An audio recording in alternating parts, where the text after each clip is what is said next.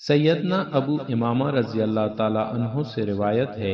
کہ میں نے رسول پاک صلی اللہ علیہ وآلہ وسلم کو ارشاد فرماتے ہوئے سنا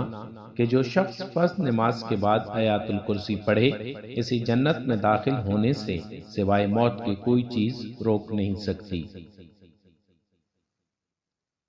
حضرت عبداللہ بن عباس رضی اللہ تعالیٰ عنہ اور حضرت انس بن مالک رضی اللہ تعالیٰ عنہ سے روایت ہے کہ رسول پاک صلی اللہ علیہ وآلہ وسلم نے ارشاد فرمایا، سورہ اذا زلزلہ نصف قرآن کے برابر ہے اور قل هو اللہ احد تہائی قرآن کے برابر ہے اور قل یا ایھا الکافرون چوتھائی قرآن کے برابر ہے۔ حضرت عبداللہ بن مسعود رضی اللہ تعالیٰ عنہ سے روایت ہے کہ رسول پاک صلی اللہ علیہ وآلہ وسلم نے ارشاد فرمایا، جو شخص ہر رات سورہ واقعہ پڑھا کرے اسے کبھی فکر و فاقے کی نوبت نہیں آئے گی۔ خود حضرت ابن مسعود رضی اللہ تعالیٰ عنہ کا یہ معمول تھا کہ وہ اپنی صاحبزادیوں کو اس کی تاکید فرماتے تھے اور وہ ہر رات سورہ واقعہ پڑھتی تھیں۔ حضرت عبداللہ بن عمر رضی اللہ تعالیٰ عنہ سے روایت ہے کہ رسول پاک صلی اللہ علیہ وآلہ وسلم نے فرمایا، کیا تم میں سے کوئی یہ نہیں کر سکتا کہ روزانہ 1000 آیات قرآن پاک کی پڑھ لیا کرے؟ صحابہ کرام رضی اللہ تعالیٰ عنہ نے عرض کیا، حضور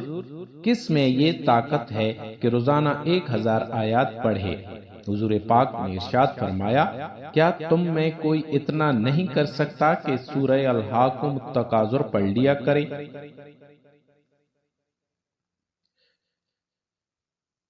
حضرت ابو دردہ رضی اللہ تعالیٰ عنہ سے روایت ہے کہ رسول پاک صلی اللہ علیہ وآلہ وسلم نے ارشاد فرمایا، کیا تم میں سے کوئی اس سے بھی عاجز ہے کہ ایک رات میں تہائی قرآن پڑھ لیا کرے؟ صحابہ رضی اللہ تعالیٰ عنہ نے عرض کیا کہ ایک رات میں تہائی قرآن کیسے پڑھا جا سکتا ہے؟ حضور پاک نے ارشاد فرمایا کہ قل هو اللہ احد تہائی قرآن کے برابر ہے، تو جس نے رات میں وہی پڑھ لی گویا تہائی قرآن پڑھ لیا۔ حضرت انس بن مالک رضی اللہ تعالیٰ عنہ سے روایت ہے کہ رسول پاک صلی اللہ علیہ وآلہ وسلم نے ارشاد فرمایا، جو شخص بستر پر سونے کا ارادہ کرے پھر وہ 100 دفعہ سورہ قل هو اللہ احد پڑھے تو جب قیامت قائم ہوگی تو اللہ تعالیٰ اس سے فرمائے گا، اے میرے بندے اپنے داہنے ہاتھ پر جنت میں چلا جا۔ حضرت ابو ہریرہ رضی اللہ تعالیٰ عنہ سے روایت ہے کہ رسول پاک صلی اللہ علیہ وآلہ وسلم نے ارشاد فرمایا،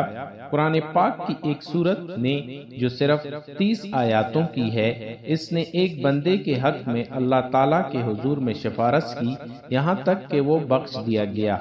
اور وہ سورت ہے تبارک الذی بیدہ الملک۔ پیاری پیاری احادیث کے لیے چینل کو سبسکرائب کریں۔